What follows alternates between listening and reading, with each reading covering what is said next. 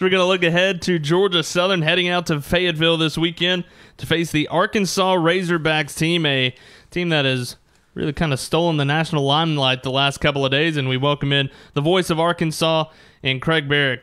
Craig, appreciate you joining us. Good to be with you guys. Thank you.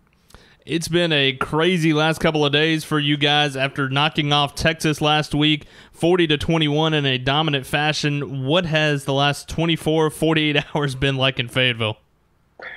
Well, it's been a lot of fun. You know, our fans had a great time, rushed the field after the ball game Saturday night. And, you know, Texas is an old rival, and there's a generation of our fans that still consider them to be our biggest rival, even though we've not been in the same conference for 30 years, as strange as that sounds. So it was a big win for us, and, you know, as big a win as we've had around here in a while, to be honest.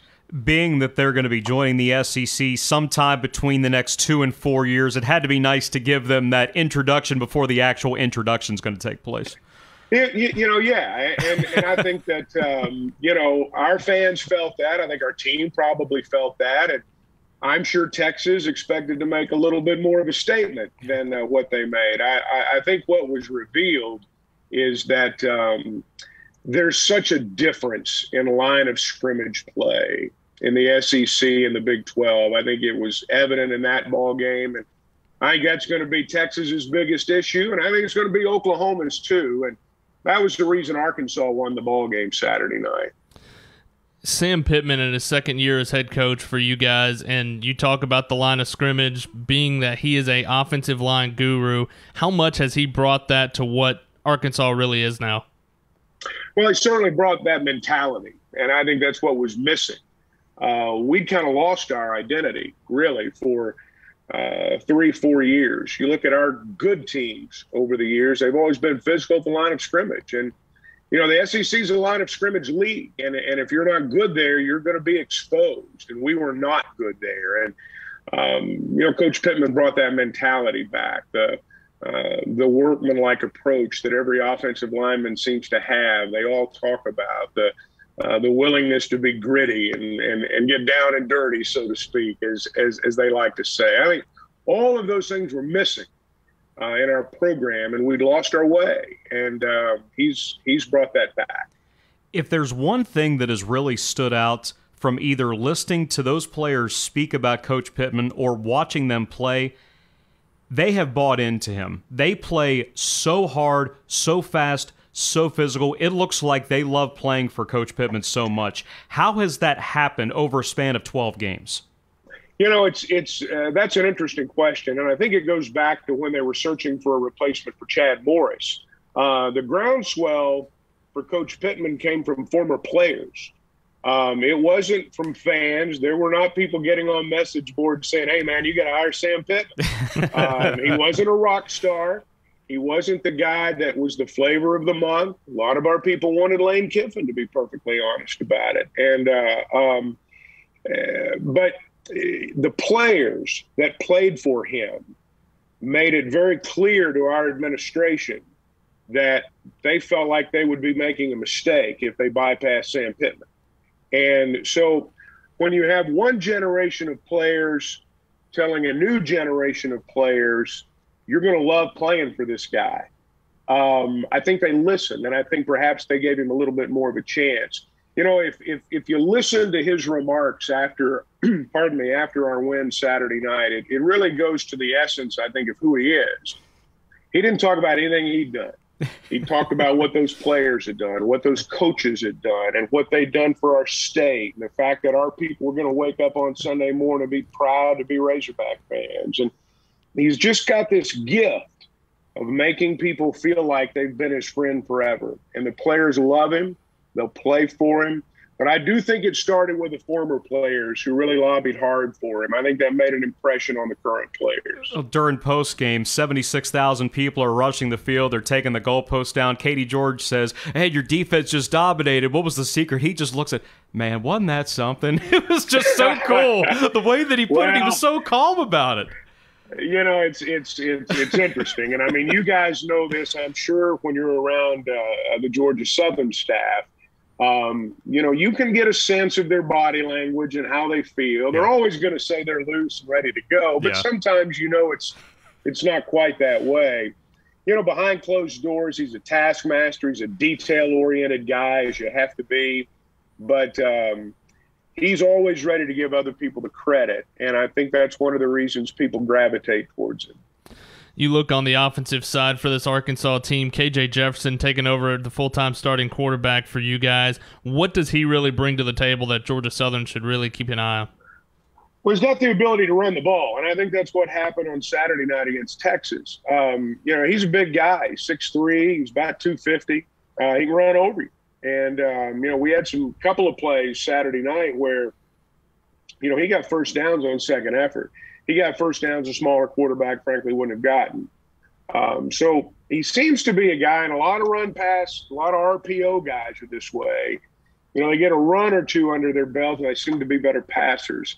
KJ struggled in the first half of the opener, but since then he's been effective throwing the ball. But, the biggest thing was Arkansas averaged 7 yards a carry against Texas. And when you average 7 yards a carry, you don't have to be great in the passing game. And they've not been, off the charts in that area. But he's an exciting player. He can beat you in multiple ways. Wide receiver Traelon Burks was listed by some as a preseason All-American, All-SEC last year. We know he had the injury that limited him in camp for a little bit. But his hands, have you shaken his hands, his 5X hands? What is that like? It's a big hand. It's a big hand. It swallows you up. He's kind of a freakish athlete. Not kind of. He is. And that's just part of the package. He was kind of slow, in the preseason, like you said. And I think with a new quarterback, they're still trying to get their timing down. And I don't know that we've seen the best from him yet, but he's when he really plays well, he's a man among boys out there. He's at a different level.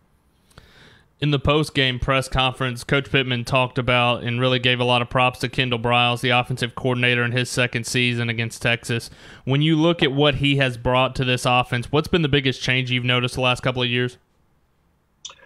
Well, you've got a quarterback, again, that can beat you in multiple ways. I think when you look at that offense and you look at the Briles history, the cornerstone of their great offenses has been a guy who could beat you in multiple ways, beat you with his feet.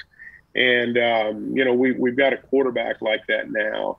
But I think it's a combination of things. I think the effect that Coach Pittman has had and Cody Kennedy has had on our offensive line, they're a more physical unit than they were before. If you watch that Texas game, about halfway through the third quarter, Arkansas broke their will.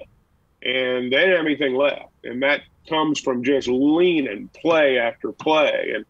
And, Georgia Southern does it in different ways with a different type of offense.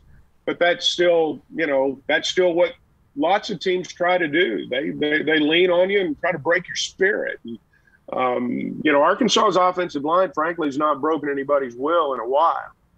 And so that was probably the most pleasing thing to see. And I think that's what makes all the other things possible. If you can't dominate on the offensive line, you can run the spread, you can run the option, you can run anything you want. It's not going to work. And so I think that that's allowed him to, maybe bring more of what his true offense has been to the table. Really like watching Barry Odom's defense. He was thinking about making the move to more traditional four-man front this year. You play almost exclusively three-man in the victory over Texas, and it ended up working with 6 defensive backs. But my point is that 2 of those guys on that defense might be 2 of the smarter players I've ever seen. Safety Jalen Catalon, linebacker Grant Morgan. It just seems like they can diagnose and make so many plays just so quickly. Yeah, Catalon's just one of those guys that, he's a great player. We've had some great safeties here. Steve Atwater, Ken Hamlin, Kenoy Kennedy. Catalon's in the same breath with those guys. And Atwater just went into the Pro Football Hall of Fame. So, Catalon's very, very good. Morgan's, he's a grown man. He's 24 years old. He's a 6th-year guy. And I think all the things that come with that you see in his play. But, Barry Odom's a wizard. I mean, some guys just can flat out coach, and he can dial up a defense. I mean, we played 4-man front against Rice primarily. And as you said, he wants to play more 4-down line. But he concocted this plan for Texas. And, you think about a team that is going to try to run the ball on you. I mean, not many guys are going, well, let's go with a 3-man front instead of 4. But he did, and it worked. And Texas was they were bottled up all night. You see so much talent on this defensive side for Arkansas, especially in the linebacker and secondary. What is it that really is the strength of this defense that everybody kind of hangs their hat on? I think it's the defensive line, and I know that the conventional wisdom is the safety spot and the corner spots. And Arkansas is very deep in the secondary. But we're able to do something we've not been able to do more than maybe 3 or 4 times in the entire SEC history for us, and that's rotate defensive linemen. I mean, go 6-8 deep on your defensive line and not have a drop-off. When you can do that, it makes everybody better. These linebackers that we have right now, they've been good players a long time, but it's only because the defensive line is better than it was before that you see 38 tackles between 3 linebackers last Saturday night. That's because of the work of the defensive line. Pressure equals picks. We're intercepting more passes because we're putting more pressure on the quarterback. I'm going to tell you, and it's this way in lots of leagues, but it's particularly true in the SEC. If you cannot put pressure on the other team's quarterback, there's 4- and 5-star quarterbacks all over our league. If you can't put some pressure on that guy, he's going to pick you apart. It's going to happen. You're going to get broken at some point. And we can do that now, and that's made the linebackers and the secondary better. They're racking up big numbers, but it's the same guys who weren't able to rack up big numbers before. We've had 3 transfers come in on our defensive line this year, 2 from Missouri and 1 from Illinois State. They all start, and they're all really good. Just about a day ago, you guys got back into the national rankings for the first time in 5 years. In the last 24 hours, what's the reaction to that been across Fayetteville? It's been fun. I think we knew when the game ended Saturday night there was a chance that might happen. It's so early. We all know in the grand scheme of things, rankings don't mean anything in terms of who's going to win it all at the end of the year. Right. But for us, when you've not been ranked in 5 years, hey, guys, we're less than 15 games removed from getting boat raced by Western Kentucky and North Texas. So to be ranked is a big deal for us, and we're real happy about it. It'll be the first trip for Georgia Southern out to Fayetteville. And I know especially with the excitement around this program right now, it's been a lot of fun out in Fayetteville. What's the game day atmosphere like? What's a couple of things our people need to make sure they check out? It was really good Saturday night, as you might imagine. I mean, it was our first sellout in a long time. And so I don't know that it's going to be quite like that. But I think it's going to be a great atmosphere because our people are excited about football again. There's going to be a lot of tailgates. They've got an area just north of the stadium. I think they call it Hogtown. And there's live music and there's food and there's vendors. And I think you'll find the fans to be very hospitable in terms of the tailgating. They'll take a little break and probably dislike you for about 3 hours while the game's being played. But, they'll be friends again when it's over, unless y'all upset us. Might not be real friendly then. But I think you'll enjoy Fayetteville. It's certainly, we're right in the foothills of the Ozark Mountains. You'll definitely see different scenery than South Georgia. And I think people will enjoy it. Hope so, anyway. Now, we've got to ask you something really important since we've never been out there before. Where do we need to hit as far as food goes on Friday night? I knew that was coming. Well, it depends on what you're after. If you're going to go eat catfish, for example, I'd go to the Catfish Hole. If you want a real Fayetteville kind of a traditional place, a la Dreamland in Tuscaloosa, Herman's Rib House is that's the go-to place. That's most of the time on Friday night. I'm just going to tell you, you can find the opposing team's radio crew in Herman. So if y'all are there, you'll be carrying on a long-standing tradition. I think that was the planned move, right? It's funny you bring that up because I listened to a podcast with Rod Bramblett from Auburn, and he said that was their spot. Yep. Rod and Andy always came. Chris Stewart always comes.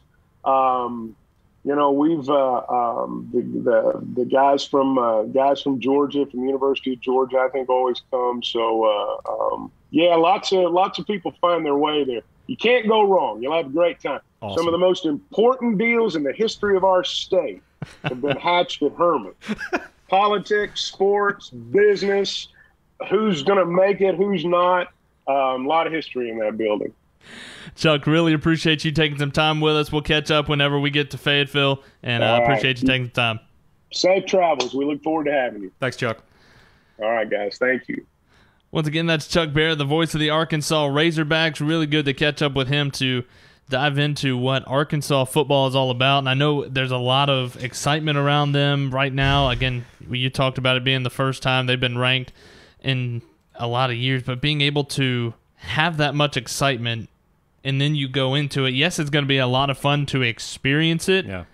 But you're also going up against a team that's ranked in the top 25 and a really good SEC team. I think about how much they had to put into that Texas game because they were the better team. It was not as close as 40-21 would indicate. They ran for 333. Texas could not get its ground game going. Bijan Robinson, who you can ask Louisiana how good he is from week one, he was held to 69 yards. They couldn't do anything with that offense. And like Chuck said, maybe they just got an idea of what it's going to be up front when they do make the move to the SEC sometime in the next 2 to 4 years. The hope is that maybe there's going to be a hangover or maybe there's going to be that look ahead because next weekend they go to Arlington for another rivalry matchup against Texas A&M. Now, I'm not saying it's going to happen, but you get them off of one of their biggest victories ever, or at least since the 60s, because they did win the 64 national championship, and you also have them going to Arlington to play A&M next week. If you can attack this the right way and maybe get them just a little bit down off the high of what Saturday was, Georgia Southern simply has to execute. They didn't do that the final 2.5 quarters last weekend. They execute, they're going to give themselves a chance. We know they're big underdogs, but there's one thing that really jumps off the page when you look at this offensive side for Arkansas, and we touched on it at the beginning of the chat with Chuck, but being able to see what this offensive line looks like. Coach Lunsford talked about it in his press conference that they kind of looked like sequoias or redwoods out in California. Tall timbers, way up here. Well, granted, everybody's tall to me, but you got a right tackle in Dalton Wagner that's 6'9". Captain Myron Cunningham at left tackle is 6'6". They're about 320 across the front. Think about how big Minnesota's offensive line was in 2019. Remember that monster they had at right tackle, the 400-pounder? It's going to be of that ilk. And the center, Ricky Stromberg, is really good. He's an all-SEC caliber guy. I'm just going to go through. The lightest is 300 on their 2 deep. Mm-hmm. It goes 325, 305, 310, 315, 330 on their starters, 330, 310, 325, 300, 350 on their 2 deep. Sounds like those boys know where Herman's is. Yeah, I hope we get there before they do. Yeah, I hope that's not one of those where it's available until we're out. Right. Because it depends on what time the charter's leaving this week. We may have to, Coach, we need to get there a little bit early. We got this place we got to go to. Well, we talked about KJ Jefferson taking over at quarterback for this Arkansas team and has really stepped in and done a lot of good things for this Razorbacks team, but he's got so many weapons at his disposal, whether it be the running backs, the receivers, so many guys that are going to have a huge impact for this team. They're going to go 4 deep at running back. Traelon Smith is the guy that's going to get the bulk of the carries. He's 5'9", 195, a guy who was originally at Arizona State. He runs, though, like he's about 220. Think of Logan Wright style, but about 30 pounds lighter. Plays really hard, a motivated guy. One-time SMU commit, and then after things didn't work out at Arizona State. He followed Chad Morris, the coach at SMU, to Arkansas, even though things didn't work out there over 2 seasons. Rocket Sanders behind him, 240-pounder Dominique Johnson, and also the speedster A.J. Green, who was 10-3 on the 100 meters in high school. And we mentioned one of the receivers. Traelon Burks is one of the best receivers that nobody talks about. And I'm not kidding when I say 5X hands. I don't know where you get gloves that big, but 5XL hands. They measured from edge of his thumb to his tip of his pinky, 10.5. So that's like this. Good night. So it's almost a foot from the tip of his thumb. That's to a his pinky. Shaq hand. And it's no wonder he can make the catches that he does. Now, he had the injury in camp. He has 10 catches so far. Georgia Southern's secondary has a lot to deal with, just him. But you look at somebody like a Warren Thompson, a Florida State transfer, a walk-on in Tyson Morris, who has the longest catch of the year for Arkansas with that 45-yarder against Rice. Trey Knox is somebody that has played wide out, but they moved him to tight end. He's put on a little bit of weight. And Ketron Jackson, who wasn't at the top of very many people's list coming into the season, but Coach Pittman said he's maybe had the best camp of anybody in the wide receiver room. It's a really talented offense. You flip it over to the defensive side, and not a whole lot less. The linebackers are really good for this team. And I know we've talked about the defensive line and the secondary, but the linebackers are the group that really stands out to me, not just because they've got one of the best names I've ever seen, and Bumper Pool. Bumper Pool. Yeah, I can't wait to say that. That's fantastic. I got a feeling as long as he doesn't get ejected for a targeting call, I'm probably going to say Bumper Pool a lot. I don't know. I'm going to be mad if he gets tossed for targeting on like the second play. That'd be my luck. He did get one in the second half of the Rice game, which is why he didn't play the first half against Texas. But the guy behind him, Hayden Henry, what did he do? 15 tackles, 2.5 tackles for loss. Not only the SEC's Defensive Player of the Week, but he was a Walter Camp National Defensive Player of the Week. He's not even the starter. And you got so many guys that, and you've heard Arkansas the last couple of years, oh, they're the bottom of the SEC, yada, yada.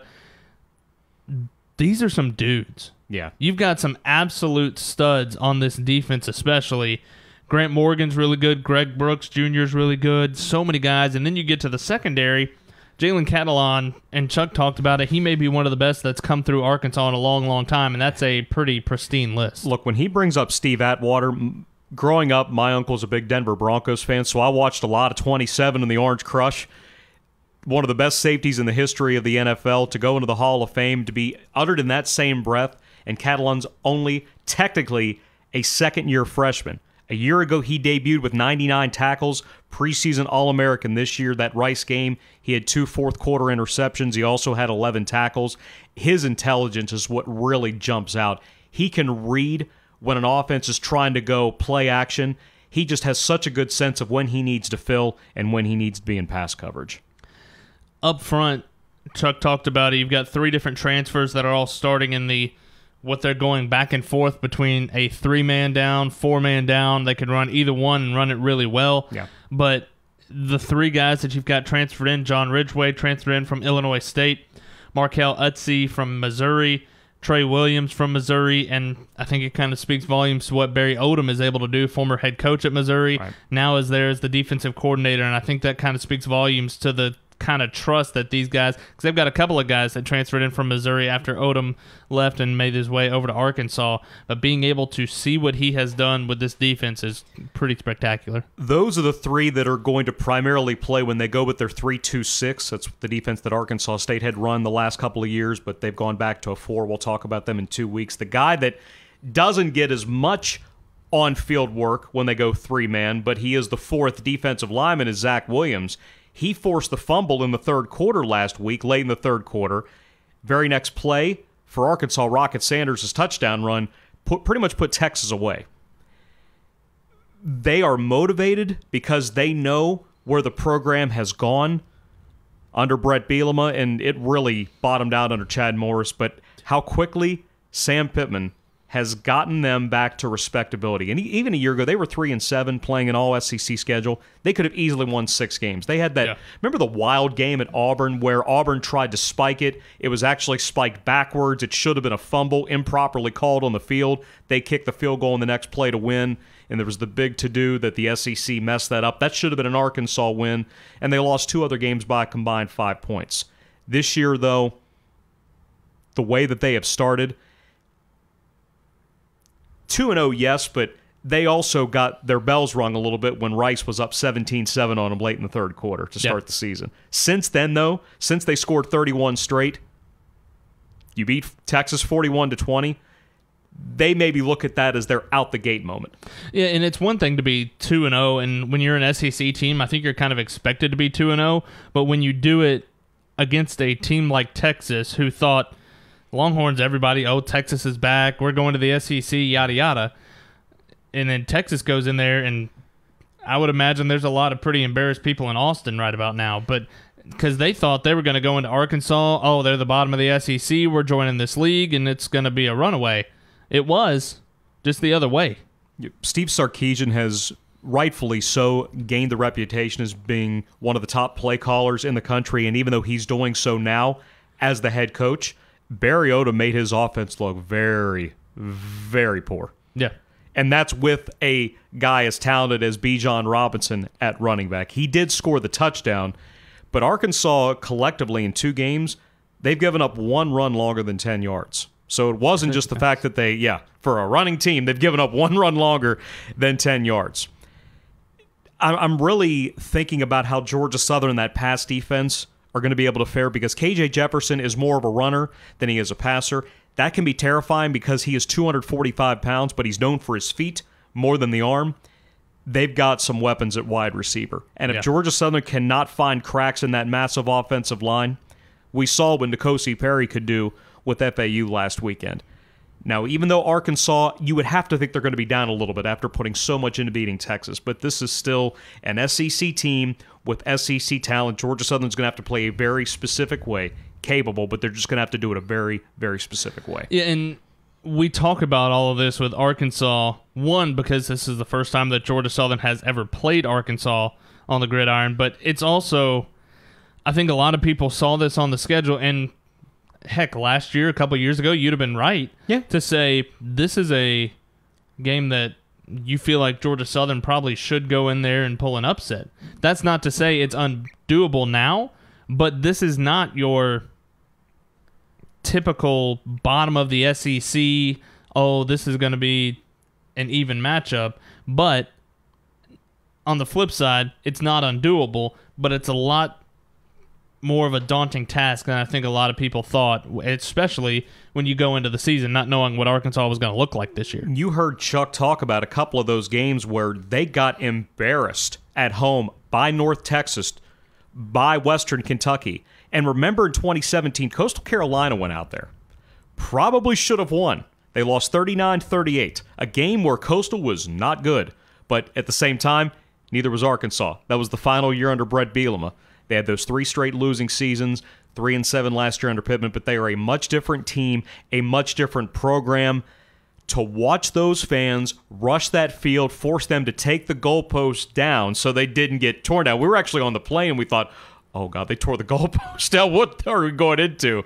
But it's those new goalposts where they take them down so they don't get broken. Those cost a lot of money, apparently. They've got to be feeling as good about that program as maybe since the end of Bobby Petrino's era. And I know, Russ, if you're watching, I'm sorry I said Bobby Petrino, but they won 11 games that year. They haven't even come close to that since. No, there's a lot of excitement, and it really, truly, I'm kind of excited to go out and see what the environment is. Because, and I know it's, you've got a Sun Belt team coming in. It's not going to be the 100,000 strong or whatnot, but we've gone into a couple of places that didn't think it was going to be a packed house or whatnot. I think of Georgia a couple of years ago when it was going to, it'll only be about 50, 60,000. If there was 50, 60,000 in that, I'm 7 foot tall. One thing we may need to explore when we get there this weekend is all of it. Well, we'll do all of it, but part of that, all of it, we got to go to the baseball field. We got to go see Baum Walker. Okay. Because I'm in. That was a team that was number 1 in the country for much of last season. Kevin Kopps was the Golden Spikes winner. He was the best player in college baseball last year. They did fall short of getting to Omaha, but that's one of the biggest college baseball stadiums anywhere. That might be something we have to sneak in at some point. Okay, I'm in. But I'm just don't have to tell me twice. Because it's Central, we'll have the extra hour. Oh, don't tell me that. Oh, that's good. That's good. Yeah, but then I'm trying to figure out what time it is. Well, the game starts at 3 there on Saturday. 3 local, 4 Eastern. Right. We're on the air at 1 local, 2 Eastern. You're fine. You're fine. SEC Network, you can find that via Watch ESPN, or you can find it via your cable provider, but we'll see if Georgia Southern can, and maybe right now, maybe shock the world for how good Arkansas has gotten rapidly. Again, Arkansas ranked as high as number 20 in the country at 2-0 after knocking off Rice 38-17 to open up the season, and then a really impressive 40-21 victory over Texas this past weekend. They come in 2-0. It's a 4 o'clock kickoff against Georgia Southern out in Fayetteville, Arkansas, and Georgia Southern will be on the air at 2 o'clock with the Cutwater Tailgate Show with Frank Russ, Terry, and myself.